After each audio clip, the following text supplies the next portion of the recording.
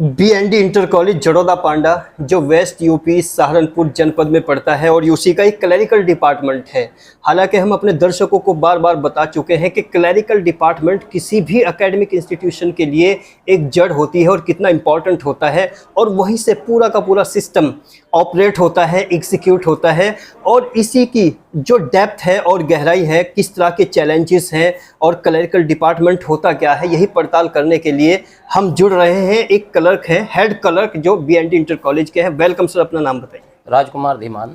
राजकुमार धीमान जी, ये बताइए clerical department के आप हेड क्लर्क हैं, तो यहाँ पर किस तरह के चैलेंजेस हैं, किस तरह की चुनौतियाँ हैं जो आप फेस करते हैं? चैलेंजेस कोई नहीं है, क्योंकि मैं अपने कार्य के प्रति सजग रहता हूं और कार्य को समय पर करता हूं। मेरे सामने कोई भी चैलेंज किसी किस्म का नहीं है। जो प्रशासनिक कार्य है या व्यक्तिगत विद्यालय के कार्य हैं, उनको मैं समय से पूरा करता हूं। मेरे सामने किसी भी प्रकार का कोई चैलेंज अच्छा सर, जैसे कुछ डॉक्यूमेंटल वर्क होता है बच्चों का, उस डॉक्यूमेंट्स में कुछ करेक्शन भी होता है, बहुत सारी चीज़ें। बहुत बच्चे ऐसे हैं जिनके पेरेंट्स अनएजुकेटेड हैं, बल्कि इलिटरेट कहेंगे, तो उनके लिए आप किस तरह की मदद करते हैं? सभी जो गार्जियन आते हैं उनको हम हर संभव प्रयास करते हैं कि जो भी समस्याएं उनकी हैं वो कम से कम विद्यालय स्तर पर ही उनका सुधार हो। अच्छा, जैसे यहाँ पर अगर कोई सलूशन नहीं हो पाता किसी वजह से आपसे, तो इसके अलावा एक्स्ट्रा क्या एफर्ट करते हैं आप उनके लिए? अगर कोई ऐसा अध्यापक या कोई अभिभावक इस प्रकार से आता है जो किसी भी परेशानी से, जो डॉक्यूमेंटली उसके सामने कोई परेशानी है, तो उसके लिए हम अपने स्तर से हर संभव प्रयास करते हैं। जो पत्राचार है, जो भी डॉक्यूमेंट तैयार होते हैं, वो मैं स्वयं तैयार करता हूं और विभाग को प्रेषित करता हूं बिना किसी लोभ या लालच के। अच्छा सर, जैसे अध्यापक हैं यहाँ पर, जो अध्यापक हैं और जो प्रधानाचार्य जी हैं, उनसे जो आपकी कनेक्टिविटी है वो किस तरह की है, बर्ताव कैसा है और माहौल यहाँ किस तरह से? मेरा और व्यक्तिगत और प्रधानाचार्य महोदय का, पूरे स्टाफ का, मेरा और मेरे प्रति किसी भी अध्यापक का या प्रधानाचार्य महोदय का या प्रबंध तंत्र का कोई ऐसा गिला शिकवा नहीं है। हम सब एक टीम वर्क काम करते हैं और सब एक दूसरे से जुड़ करके, मिल करके और सहयोग लेकर के ही काम करते हैं। उसी का नतीजा आज ये है कि हमारा विद्यालय ग्रामीण क्षेत्र में होने के बावजूद आदर्श इंटर कॉलेज के रूप में माना जाता है। अच्छा, जैसे किसी भी, मान लिया ये बीएनडी इंटर कॉलेज है, अगर रिजल्ट इसका टॉप रहता है तो वो किस तरह से प्रभावित करता है किसी भी क्लरिकल डिपार्टमेंट को, क्लरिकल ऑफिस को? उसका आपको बेनिफिट क्या होता है, उसका नेगेटिव पॉइंट क्या होता है? देखिए, क्लरिकल का कार्य अपना लिपिक संबंधी कार्य है। एजुकेशनल कार्य जो है वो प्रधानाचार्य के अंतर्गत आता है। नहीं सर, उसका क्रेडिट है क्या किसी क्लर्क को भी जाता है जो रिजल्ट अच्छा रहता है? रिजल्ट अच्छा रहता है तो उसका क्रेडिट सभी पूरे स्टाफ को जाता है। उसमें क्लरिकल का भी विशेष योगदान रहता है। वो कैसा होता है सर, उसको क्योंकि सारा कार्य जो है ऑनलाइन है। ऑनलाइन होने की वजह से किसी की कोई भी कार्य ऐसा नहीं है जो विद्यालय का बिना लिपिक वर्ग के संपन्न होता है। अच्छा, जैसा कुछ समय से ऐसा हो रहा है कि टेक्निकल ज़माना है, चीज़ें ऑनलाइन है ज़्यादातर, तो आजकल किस तरह से आसानियाँ हुई है? अगर 10 या 15 साल पहली बात की जाए, 20 साल पहले और आज, तो आज का क्लर्क और 20-25 साल पहला क्लर्क, तो एक पर्टिकुलर डिफरेंस क्या बताएंगे सर? पहले, क्योंकि मैं सन 2000 में यहाँ पे मेरी नियुक्ति हुई थी 4th क्लास में। उसके बाद मेरा प्रमोशन हुआ 2013 में हेड क्लर्क के पद पर। तब से मुझे इतने चेंजेस आते हैं। तब तो सारा वर्क जो होता था वो सारा कागजी वर्क होता था। अच्छा, अब आसान लगता है या पहले आसान लगता था? अब आसान लगता है। कार्य तो अधिक है लेकिन आसान होता है, ऑनलाइन है और सारा कंप्यूटराइज कार्य है। अच्छा, जो लोग आपको सुन रहे हैं, स्पेशली गार्जियंस, पेरेंट्स, जो भी सुन रहा है, वो चाहे उत्तर प्रदेश, पंजाब, हरियाणा, एक्सेट्रा कहीं भी, तो एक लाइन में क्या मैसेज देना चाहोगे इस क्लरिकल डिपार्टमेंट की तरफ से? मैं तो एक यही मैसेज देना चाहूँगा सभी अभिभावकों को, जो भी शिक्षा के प्रति जागरूक हैं, अपने बच्चों को शिक्षित करें। और शिक्षा और संस्कार दो ही ऐसी चीज़ हैं जो आदमी के व्यक्तित्व को हाई लेवल तक पहुँचाता है। और ये क्लर्क जो अपनी राय रख रहे हैं और बता रहे हैं कि वास्तव में शिक्षा के प्रति अगर जागरूकता चाहिए, शिक्षा के प्रति अगर हम पूरे तौर से समर्पित हैं, तो क्लरिकल डिपार्टमेंट नहीं, पूरा का पूरा इंस्टीट्यूशन बहुत इंपॉर्टेंट होता है। और ये एक टीम वर्क होता है, क्लर्क से लेकर टीचर, टीचर से लेकर प्रधानाचार्य जी और इवन 4th क्लास, जितने भी लोग हैं, टीम वर्क है। अगर टीम वर्क में यूनिटी है तो कोई भी इंस्टीट्यूशन ऊंचाई पर जाने से उसको दुनिया में कोई रोक नहीं सकता। इसी रिपोर्ट पर हमारे दर्शकों की क्या राय है, कमेंट बॉक्स में हमें लिखकर ज़रूर भेजिए। प्रिंसिपलशिप किसी भी इंस्टीट्यूशन के लिए, किसी भी शिक्षण संस्थान के लिए एक वो पोस्ट होती है जो पूरी संस्था को एग्जीक्यूट करती है। ये एक ऐसा ऑफिस है जो एकेडमिकली और सोशली बच्चों में अलग अलग तरह के सिम्टम्स, अलग अलग तरह की क्वालिटीज़, उनके विशेष गुणों को डेवलप करता है। क्योंकि अगर किसी भी इंस्टीट्यूशन के जो प्रिंसिपल है, जो प्रधानाचार्य जी हैं, अगर वो बहुमुखी प्रतिभा के मालिक हैं, अगर उनके अंदर एक टैलेंट है, वर्सेटिलिटी उनके अंदर है, तो वो इंस्टीट्यूशन हमेशा ही academically as well as socially कहीं ना कहीं ऊपर चलता है। और इसी कुछ मुद्दों पर बात करने की कोशिश करते हैं। वेलकम सर, बताइए कि एज ए प्रिंसिपल आप किस तरह की चुनौतियों का सामना करना पड़ता है? एज ए प्रिंसिपल मैं बताना चाहता हूँ कि जो ये अर्ध सरकारी जो है एडेड कॉलेज हैं, इसमें कई तरह की चुनौतियाँ हैं, जैसे अनुशासन संबंधी हैं और जो हमारे बेसिक नीड्स हैं, जैसे इंफ्रास्ट्रक्चर, खास करके जो संसाधन हैं, इनको जुटाने की चुनौतियाँ होती हैं। क्योंकि जो बच्चे आते हैं यहाँ पे पढ़ते हैं वो काफ़ी पिछड़े हुए क्षेत्रों से आते हैं और पिछड़े हुए मतलब समाज से आते हैं, और ये कह लें कि इकोनॉमिकली वो पिछड़े हुए होते हैं। अच्छा सर, जैसे कि एक समाज में बंटवारा हो गया है तो शिक्षा में भी बंटवारा हो गया है। तो कुछ सीबीएसई में जाते हैं और यहाँ पर जो बच्चे आते हैं वो लोग आते हैं जिनका वाकई फाइनेंशियली बैकग्राउंड ज़ीरो है।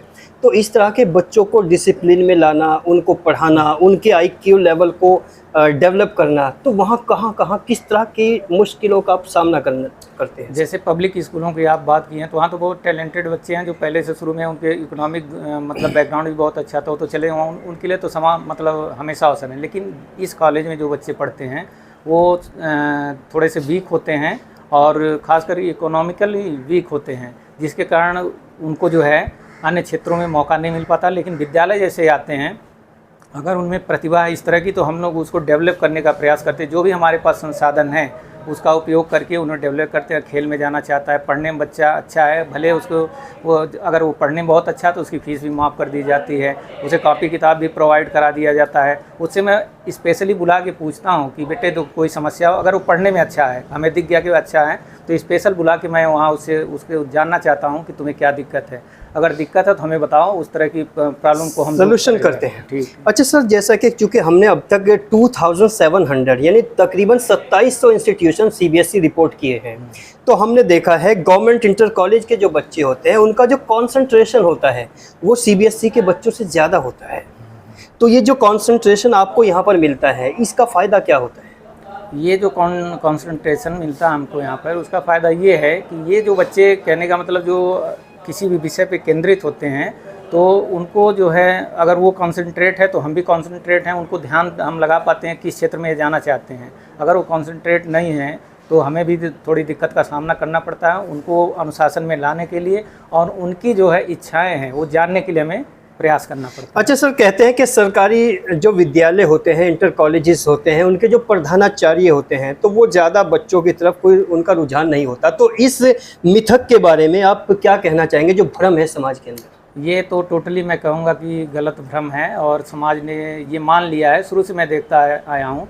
लेकिन इसमें काफ़ी क्वालिफाइड लोग हैं, प्रयास करते हैं। हम उन बच्चों को पढ़ा रहे हैं जो एक तरह से छूटे हुए हैं और काफ़ी वीक हैं, और उन्हें जो अनुशासन में हम लोग लाते हैं, काफ़ी मेहनत करना पड़ता है। क्योंकि अन्य जगह पे जो बच्चे जाते हैं वो तो अनुशासित हो जाते हैं, जहाँ ज़्यादा पैसे लग गए तो माँ बाप भी अलर्ट हो जाते हैं। यहाँ जो ऐसे बच्चे आते हैं जो माँ बाप भी ज़्यादा केयरलेस होते हैं, ध्यान नहीं देते हैं, तो उनको सुधारने में हम लोग को ज़्यादा टाइम अनुशासन पे मतलब वो स्पेंड करना पड़ता है। लेकिन फिर भी वो बच्चे उनसे बहुत अच्छे हैं। अगर आप सोशल वैल्यू के हिसाब से देखें तो ये बच्चे इतने अच्छे हैं कि ये नैतिक मूल्यों को और भारतीय संस्कृति और उसकी अच्छे से समझते हैं। अच्छे से समझते हैं। आप एक पब्लिक स्कूल के बच्चे को और एक इस स्कूल के बच्चे को खड़ा कर दीजिए तो उसमें वो दिख जाएगा। क्योंकि वो बच्चा तो केवल अपने मतलब पैसे देने से मतलब रखता है, अपने नॉलेज से मतलब रखता है, एक तरह से वो मशीन बनेगा। लेकिन ये बच्चे समाज में रहकर समाज का सहयोग भी करेंगे, इनके अंदर जो है वो चीज़ें डेवलप होती हैं। अच्छा सर, कभी कभी ईगो क्लैश भी होता होगा, चूँकि जो यहाँ टीचर हैं गवर्नमेंट है और आप भी गवर्नमेंट है, तो वो ऐसा कभी होता होगा कि आपने कोई ऑर्डर यहाँ से एग्जीक्यूट किया, उनको पालन करने में उनके अंदर कुछ प्रॉब्लम आती होगी, ऐसा भी कभी होता है? नहीं सर, ये विद्यालय तो एक तरह से अनूठा ही है। कोई भी हमारा टीचर, चाहे वो हमसे वरिष्ठ भी हैं, हालांकि एजेड भी ज़्यादा हैं, तो कभी भी ऐसा हमें महसूस नहीं हुआ, न कभी उन्होंने कहा। वो खुद कहते हैं कि आके कहते हैं कि सर बताइए क्या सहयोग करते हैं। उनके सहयोग से ही विद्यालय का प्रशासन और विद्यालय का अनुशासन बना हुआ है। कोई भी ऐसा टीचर नहीं है जो अनर्गल बातों में कहीं अपना टाइम वेस्ट करे। जो हम कहते हैं वो करते हैं, तो हमें इस तरह की प्रॉब्लम आती नहीं। और इस बात को हम हर जगह कहते हैं कि हमारा विद्यालय जो है, इनके टीचर ही अनूठे हैं कि किसी तरह का कोई संघर्ष हमारे विद्यालय में नहीं। अच्छा सर, यहाँ के जो बच्चे हैं उनमें जो एक अपनत्व है, मतलब चाहे वो यहाँ की माटी से जुड़ा हुआ है, चाहे वो टीचर से उनका जुड़ाव होता है या प्रधानाचार्य जी से, वो लाजवाब होता है। तो उसके पीछे एक लाइन में बताइए उसकी पर्टिकुलर रीज़न क्या होता है? पर्टिकुलर रीज़न ये है कि वो अपने जो समाज में देखते हैं कि कौन कौन से प्रभावी लोग हैं, उन्होंने क्या काम किया है, उससे प्रभावित होकर के उनसे जुड़ते हैं, उनके आदर्शों को, उनके बताए गए रास्तों को, उनके जो अनुशासन के तरीके उनको तो उन तौर तरीकों सीख लेते हैं, इसलिए वो उसके अकॉर्डिंग व्यवहार करते हैं। और मैनेजर भी बैठे हैं बराबर में, एक लास्ट सवाल उनसे भी करते हैं। सर, प्रधानाचार्य जी ने बहुत इंपॉर्टेंट बात बताई है, तो जो प्रधानाचार्य जी का रोल है वाकई वो बहुत लाजवाब है। तो प्रधानाचार्य जी को आप किस किस एंगल से सपोर्ट करते हैं, कैसे उनको मदद करते हैं इंस्टीट्यूशन को चलाने में? इनका जो है हम सबसे ज़्यादा सेव करते हैं। अनुशासन जो बना रहा है इन्होंने बहुत अच्छा बना रखा है हमारे कॉलेज का, और जगह ऐसे कॉलेज में नहीं मिलता जितना अनुशासन इन्होंने बनाया। तो ये उन्होंने अपनी काबिलियत से बनाया है या अपने मतलब रौब से बनाया है? नहीं, काबिलियत है इनकी। काबिलियत है जी। और ये प्रधानाचार्य जी BND इंटर कॉलेज के, और बराबर में बैठे हैं मैनेजर यहाँ के, जो बताते हैं कि वास्तव में बच्चे यहाँ पर जुड़ते हैं। हालांकि समाज बट चुका है, हर एंगल से समाज में बंटवारा है, शिक्षा को लेके, समाज को लेके हर तरह से बंटवारा है, लेकिन उसके बावजूद भी जो बच्चे यहाँ पर आते हैं वो कंसंट्रेशन उनका ज़बरदस्त होता है, वो चीज़ों को बहुत अच्छे से अडॉप्ट करने की काबिलियत रखते हैं, उनके अंदर ये सलाहियत होती है। किसी भी संस्था के लिए मैनेजर कितना इम्पोर्टेंट होता है ये वो लोग अच्छी तरह जानते हैं जो किसी भी संस्था से जुड़े हुए हैं। और हमारे साथ एक ऐसी शख्सियत जुड़ रही है जो वास्तव में देखने में बड़ी सादगी है, कुर्ते पजामे में बैठी हुई है, और उनकी सादगी कहती है कि वो एक अच्छे ओहदे पे, एक अच्छी पोस्ट पे होने के बावजूद भी उनमें कोई ईगो नाम की चीज़ हमें नज़र नहीं आ रही है।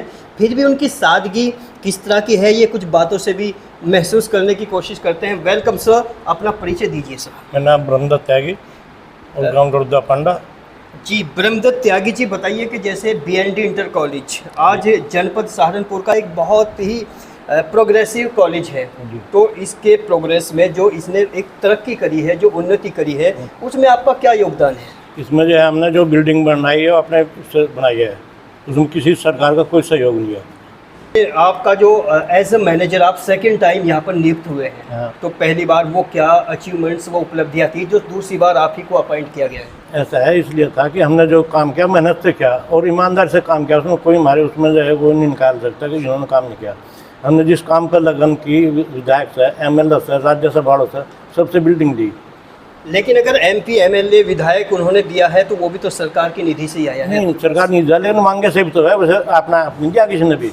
कम से कम भी हर उसके साथ MP के 10 बार जाना पड़ा। हरपाल साथी यहाँ तो रुड़की कभी जहाँ भी उनका प्रोग्राम होता वहाँ गए हम, तब उन्होंने जाकर दिया था। अच्छा, BND इंटर कॉलेज को आप अंत में कहाँ तक ले जाना चाहते हैं, किस ऊंचाई तक इसको देखना चाहते हैं? कोशिश तो यह करेंगे यहाँ से डिग्री कॉलेज बनाकर अच्छे से अच्छा जिले में इसका नाम लिया, सबसे अच्छी बात तो हमारी। अच्छा सर, अभी हमने रिपोर्टिंग में सुना है कि जितने भी स्टूडेंट यहाँ पर पढ़ के कामयाब हुए हैं उन्होंने यहाँ डोनेट किया है, यहाँ पर चंदा दिया है, तो उनमें ये एक जज्बा जो वाकई माटी का एक जज्बा है अपनी, ये कैसे डेवलप हुआ है, जबकि और इंटर कॉलेज भी बहुत है? ऐसा वो इनसे गए निकल गए, सबसे पहले जो इनसे करके गए हैं, हाई स्कूल भी इनसे किया उन्होंने। सब पहला उनका बैच था जो सागर सिंह जी थे, तो उन्होंने जो है बहुत किया हमारे कॉलेज को जो कर रखा है जनरेटर, तो उन्हीं की देन है।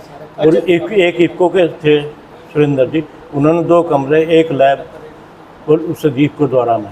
अच्छा सर, जैसे आपके बराबर में प्रधानाचार्य जी बैठे हैं, अनुशासन में और यहाँ के पूरे माहौल को मेंटेन करने में उनका क्या रोल है? सब सारा योग इन्हीं का है। अनुशासन में रखा, कोई बच्चा, टीचर, सब के साथ इनका अच्छा व्यवहार है, इनकी उससे करने से सभी अच्छा काम कर रहे हैं।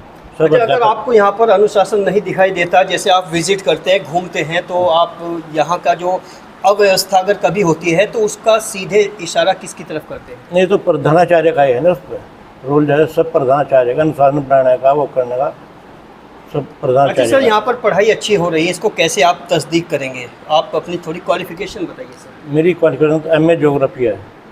तो आप जानते हैं सब्जेक्ट की सर? हाँ, बता हम अपने दर्शकों को बता दें कि एक सीधी सादी शख्सियत, वास्तव में हमें लग रहा था कि वो बहुत क्वालिफाइड नहीं है, लेकिन उनकी सादगी में एक क्वालिफिकेशन भी छिपी हुई है। तो यहाँ पर अगर जैसे सब्जेक्ट वाइज अगर कभी कभी निरीक्षण करना पड़ जाए तो आप सब्जेक्ट वाइज भी चेक करते हैं? हाँ, क्यों नहीं। सब काफ़ी चेक करते हैं बच्चों के हम उसमें ऐड कर। अच्छा, जैसे यहाँ का स्टाफ है, टीचर्स हैं, वो किस तरह से आपकी बात उनकी को डायरी भी वो भी हर चीज़ कोई जो है हमारा सहयोग कर रहा है, उसमें कोई अध्यापक जो है वो नहीं कर रहा है। अच्छा, जितने भी मैनेजर्स हैं दूसरी संस्थाओं के, उनके लिए आपके पास क्या मैसेज है?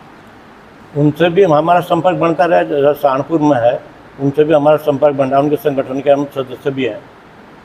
तो ये है कि हम जो है कॉलेज के अच्छे से अच्छा काम करने के लिए सभी सहयोग कर रहे हैं। अच्छा, जो पेरेंट्स आपको सुन रहे हैं, जो आसपास के क्षेत्र के लोग सुन रहे हैं, उनको क्या संदेश देना चाहेंगे?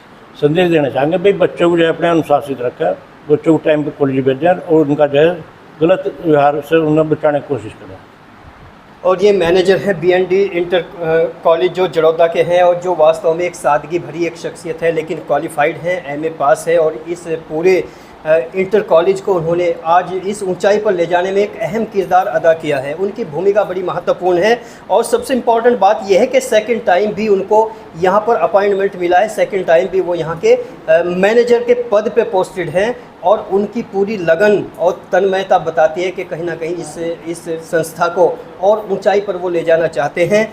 हमारी ये रिपोर्ट अब यहीं पर अपना विराम देती है। हमारी पूरी रिपोर्ट पर हम जानना चाहेंगे अपने दर्शकों से, कमेंट बॉक्स में जो उनको अच्छा लगे वो भी लिखें, और जो उनको नेगेटिव लगा हो उसको भी लिखें, चूँकि आपके कमेंट्स ही हमें आगे बढ़ने के लिए प्रेरित करेंगे। और यहाँ के जो मैनेजर हैं, यहाँ के जो प्रधानाचार्य हैं, और यहाँ के क्लरिकल डिपार्टमेंट के टीचर्स वगैरह सब हैं, सभी उन कमेंट को पढ़ेंगे और अपने आप को सुधारने की पूरी कोशिश करेंगे। बने रहिए अल्टीमेट ओपिनियन में। मैं मोहम्मद अकरम अपने साथी मोहम्मद इफ्तिखार के साथ।